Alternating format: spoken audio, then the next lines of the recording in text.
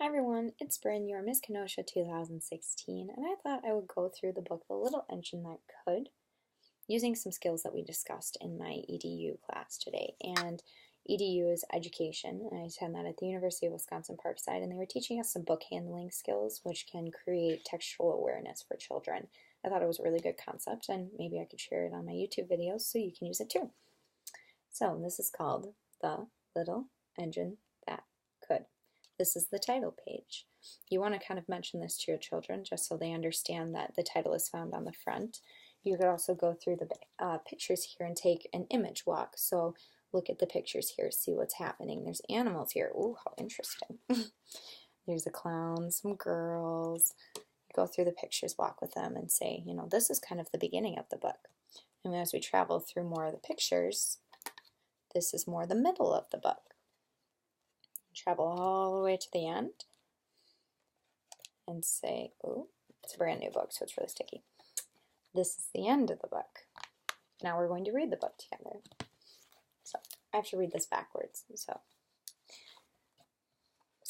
chug, chug, chug, puff, puff, puff, ding dong, ding dong. The little train rumbled over the tracks. She was a happy little train. There we go. Her cars were filled with toy animals, giraffes with long necks, teddy bears with almost no necks at all, and even a baby elephant. Now you could discuss this on this page. What do you see here? What is this? It's a giraffe. What is this? It's an elephant.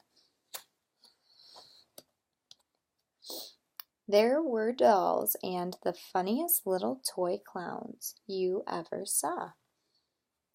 But that was not all. Some cars were filled with good things for boys and girls to eat, and lollipops for after-meal treats. So you can talk about how you have the lollipops here, and the spinach for the meal, and some little mints. The little train was carrying all these wonderful things to the little boys and girls on the other side of the mountain. She puffed along merrily. Then, all of a sudden, she stopped. She simply could not go another inch. Her wheels would not turn. Here comes a shiny new engine, said the little clown, who jumped out of the train. Please, shiny new engine, won't you pull our train over the mountains? Our engine has broken down, and the boys and girls on the other side won't have any toys to play with or good food to eat unless you help us. So just pointing at all of these words is kind of recognizing that each word that we say verbally has a written word to go along with it. It's introducing that spoken word to text connection. That's why I'm pointing at all of these words. It also helps them teach that we read left to right, which is a good skill to learn. But the shiny new engine snorted. I pull you? I am a passenger engine. My train has sleeping cars and a dining car with waiters. I pull the likes of you? Indeed not. And off he streamed. Soon the little clown called out, Look! A great big strong engine is coming. Please, big engine, cried all of the dolls and toys. Won't you pull our train over the mountain? I have just pulled a train with big heavy machines, and I am very important engine indeed. I won't pull the likes of you. And the big engine puffed off.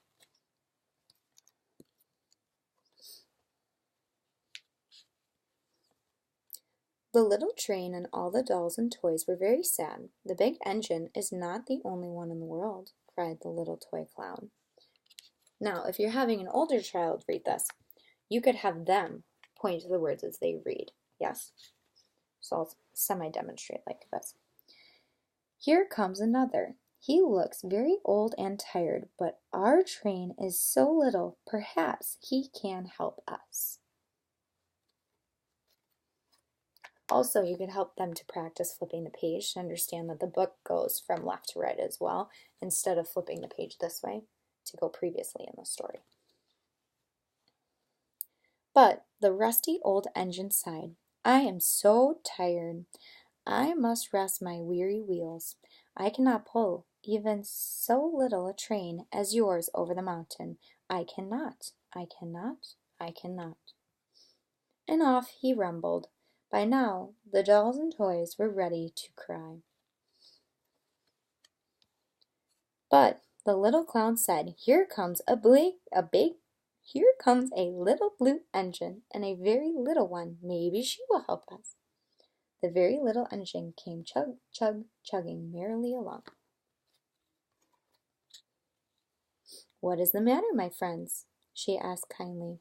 Will you pull us over the mountain? Cried the dolls and toys. Our engine has broken down, and the good boys and girls on the other side won't have any toys to play with or good food to eat unless you help us. I'm not very big. I have never been over the mountain, but I think I can, I think I can, I think I can. And the little blue engine hitched herself to the train. She tugged and pulled and pulled and tugged, and slowly, slowly they started off. Puff, puff, chug, chug went the little blue engine. I think I can, I think I can, I think I can, I think I can. Up, up, up, faster and faster. The little engine climbed until at last they reached the top of the mountain. Hooray, hooray, cried the little clown and all the dolls and toys. The good little boys and girls in the city will be happy because you helped us. The little blue engine smiled and seemed to say as she puffed steadily down the mountain, I thought I could, I thought I could, I thought I could. Good. Now that is the end of this story. So there's really just easy things that you can do to help your child become textually aware, pointing to the letters as you read, showing them the title page. Aid them in pointing. That's even better. Have them point while you read so they understand that this is the word for the. This is the word for little. They may not understand that this is the word little yet, but they will start making those connections that the word little isn't just a word.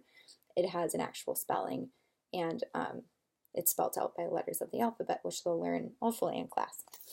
Another activity that you could do with this, besides taking a picture walk, is now that you're done with the story, go back through the pictures and kind of have them retell you the story. So there was once this train, and they were carrying a whole bunch of dolls and candy.